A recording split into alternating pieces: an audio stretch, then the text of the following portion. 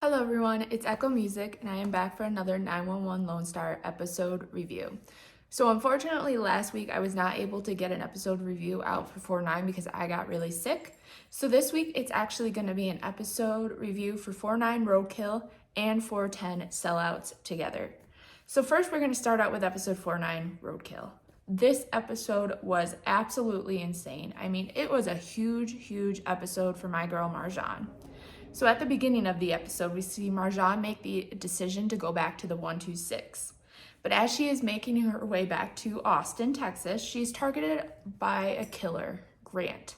Now, if you don't remember, Grant was in 4-8 when he assaulted his fiancée, Kylie, and Marjan stepped in to save her. So let's pick up from there. I know how to wake you. My friends need help. What happened? There was an accident. You drove off the road into a ditch. Yeah, I do that sometimes. Ah! Are you okay? Feels like I broke a couple ribs. Probably a concussion too, I'm guessing. Where did you come from? I was in the accident too. A red car. So here you see that Marjan wakes up after being run off the road, when she is met with a young girl who looks like she could definitely be related to Marjan. At least that's what I thought. According to this young girl who goes by the nickname Mouse, Marjan ran her and her friend and friend's parents off the road. And unfortunately, Marjan's phone is broken, so she is unable to call for help. Therefore, she has to muster up enough strength to get up and help this girl.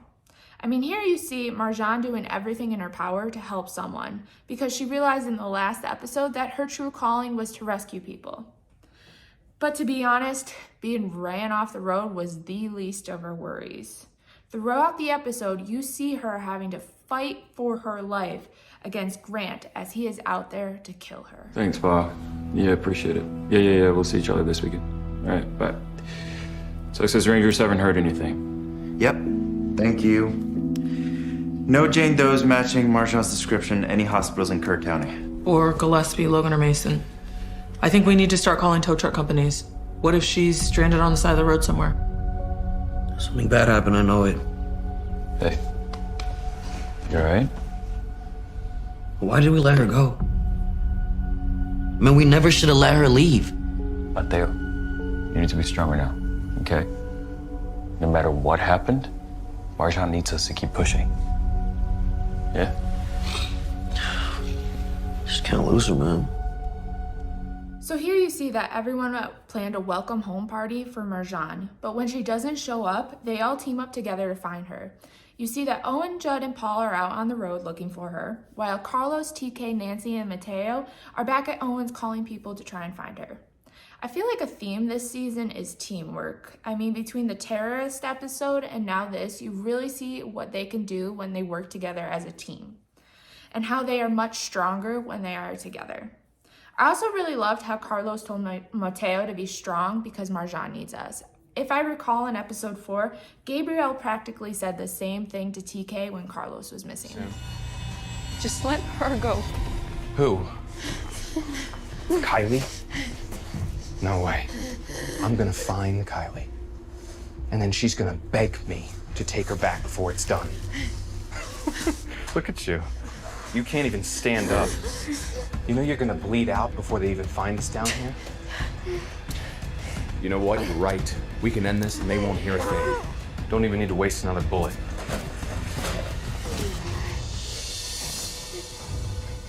Turn around. Why don't you just give me that? I think you learned your lesson. He's lying! I know.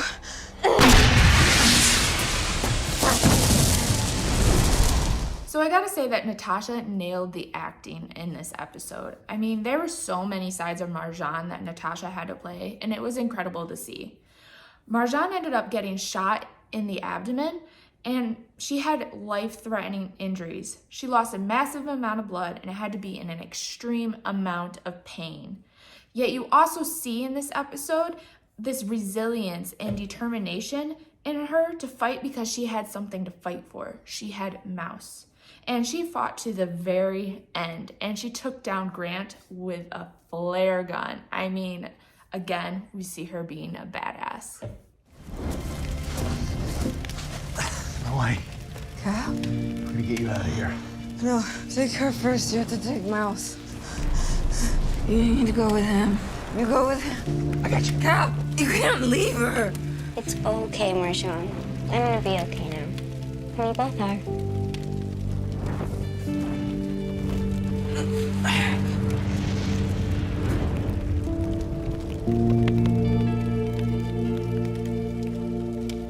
And they find Marjan and save her. The interesting part of this scene that I really want to talk about, it happens in the blink of an eye. You actually have to watch really closely in order to see it. It's when Mouse disappears. Mouse wasn't ever there. This completely shocked me and threw me for a loop. I was thinking, okay, so maybe Mouse actually died in this accident and she was just a guardian angel for Marjan. But let's watch the next scene and we'll see who Mouse really is. Who are they from?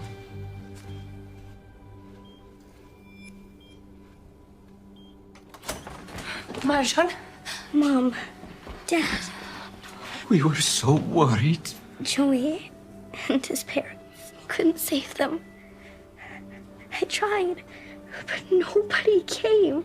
I know. Baby, I know. You survived. I didn't think I would. I never felt so alone. Always remember, no matter what happens, with Allah, you're never alone. Understand? Yes, Mom. We love you so much, Marjan. You're a sweet little mouse.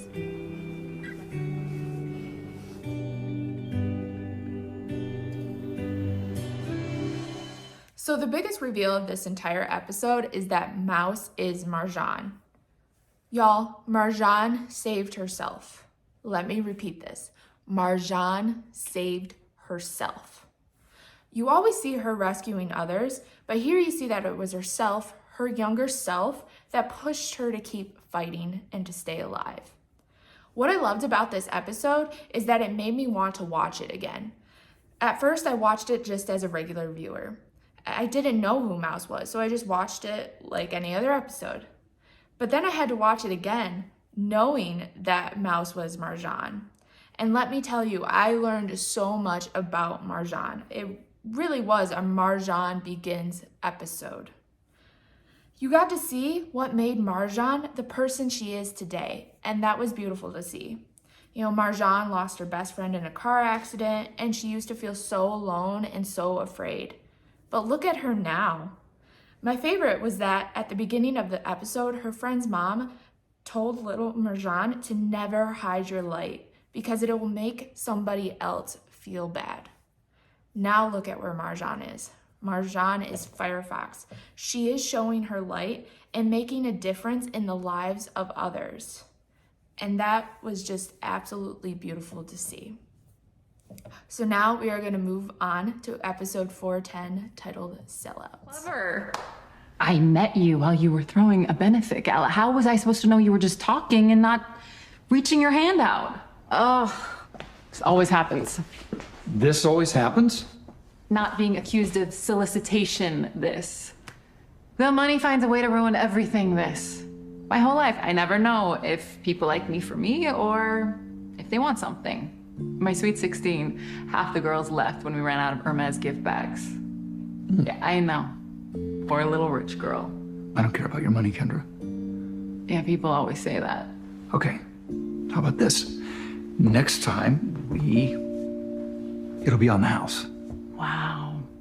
Somebody's feeling generous. No. You're the one who's generous. Seriously though, if the money is an issue, we can tear up that check. Oh, no. Let's not get crazy. So I'm going to be a little bit completely honest with you. I wasn't a fan of this episode's Sellouts. Firstly, because of the Owen storyline. So in this episode, we see Owen given another love interest. She's a billionaire heiress by the name of Kendra. Only Owen goes and blows everything completely out of proportion when he thinks that she's giving him money for sex work. But you see in the scene that I just played is that she wasn't giving him money for that. She was giving him money for charity. Because at the beginning of the episode, he ran a fundraiser for cancer. So again, why I don't like this storyline is because you see a lack of character development in Owen. It just seems like every season with every love interest that Owen is given, he completely jumps to conclusions before knowing all the facts. You saw it when he was got back together with Gwen, you saw it last season with Catherine, and now again with Kendra. I would maybe like to see a season where he doesn't have a love interest. And we give him some different storylines that actually show some character development, because I'm actually starting to get bored with the character of Owen. And this is just my opinion on this. I know a lot of you guys love Owen, and I'm not saying I don't like Owen. I think he's a great character. I think he's a great fire captain. I just want to see some development in him. I don't want to keep seeing the same old storylines from him. Tommy, why you calling my cell phone? Gracie, you have to help us beat them there. Help you beat them there? Gracie, listen, every time Paragon Snakes is on a call, they put our jobs on the line. Please. Don't you make me regret this, okay?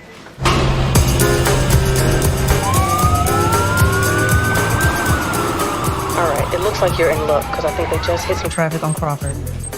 Girl, just tell us where to go. All right, take a left on Savage. Left, Nancy.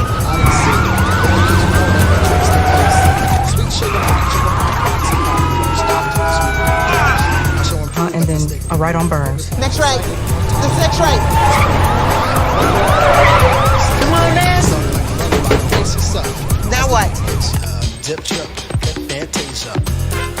Okay, then after that, take another right on the Kessler. Right on Kessler, right here. Right here. So Sellouts was also a big episode for the paramedics. We see them go head to head against their former employer, Paragon.